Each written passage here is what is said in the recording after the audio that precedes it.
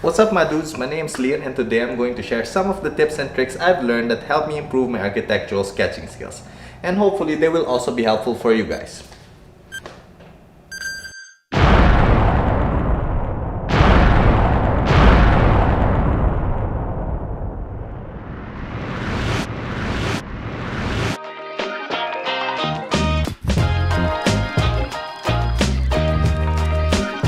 One of the most valuable tools in an architect's arsenal of sketching is the perspective.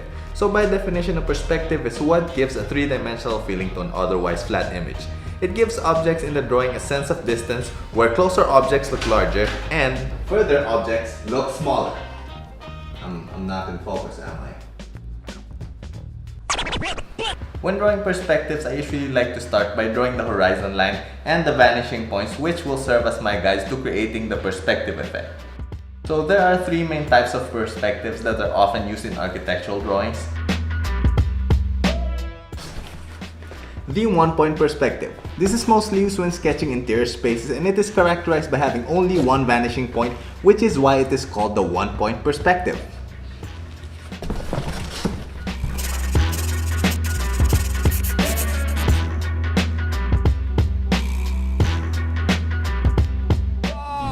Then there are the two-point perspectives. These are often used to represent exterior views of a house or structure and is characterized by having two vanishing points on opposing sides of the horizon line. And lastly, we have the three-point perspective. So this is used to introduce a viewing angle to your sketches. So this perspective technique has three vanishing points. You have your usual two opposing vanishing points located on your horizon line, and then a third one placed either above or below your horizon line.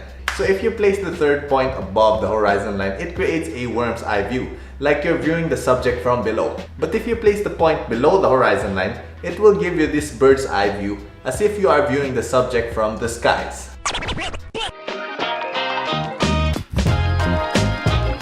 When sketching, I usually leave the guidelines I've used unerased. I find that it gives the sketch that handcrafted feel, and it also alleviates the pressure of having to make a perfect drawing, which gives you more freedom to experiment. But make sure your guidelines have the lightest line value to not draw the attention away from your main subject.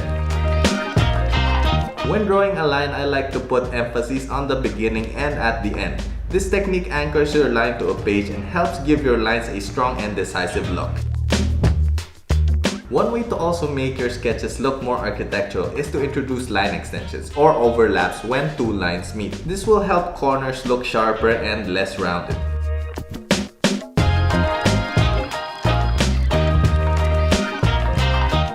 When sketching, start with the general elements and gradually work towards more specific details of your drawing. I often begin a sketch by drawing a single rectangular prism as a base, then just adding or subtracting masses from the main form.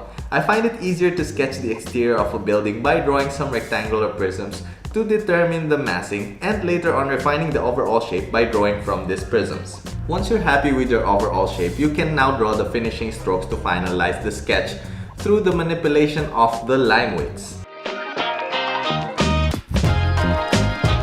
So by making a line darker or lighter and thicker or thinner, you can add a whole new dimension to your sketch. I usually use darker lines to outline the main shape of the subject, and I use lighter lines for the finer details.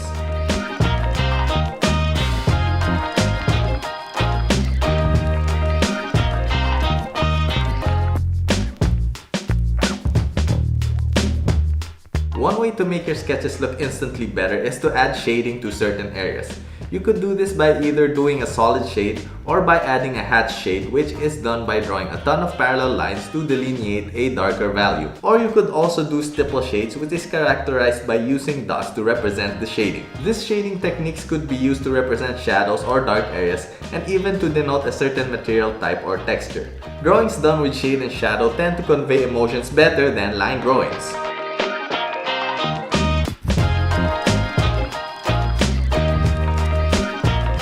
Now, sketching is a form of art and it requires practice.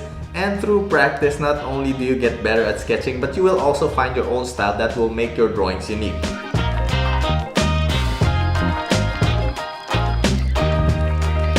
Okay, so I'm going to challenge you guys to the month of sketch challenge.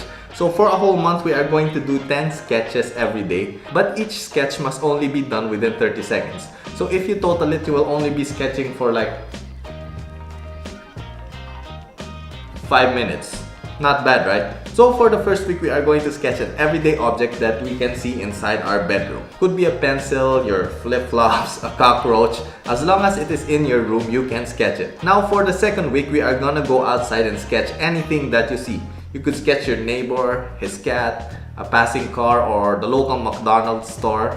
So for these sketches, you could still do 30 seconds or you could go longer. Depends on how much free time you have. Now after the second week, we are now gonna sketch buildings that we can find on Pinterest or Instagram. Now you guys can do 1 sketch a day, or you could still do 10 sketches a day. But you have to sketch for at least 5 minutes.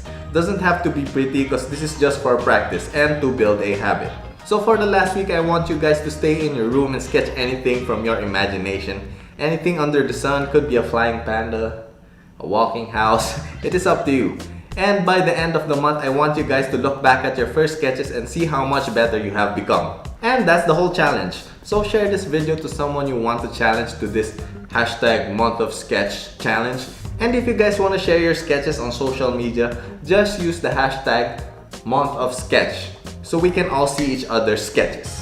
And that's it, guys. That is the end of this video. So if you found this video educational or somewhat interesting, you could subscribe down below to become an awesome member of the Arky Squad. It will also help me a lot if you smash the like button and drop a comment down below on what stuffs you would like to see in future videos. Anyways, thank you guys for watching. I will see you on my next video. Flying peace!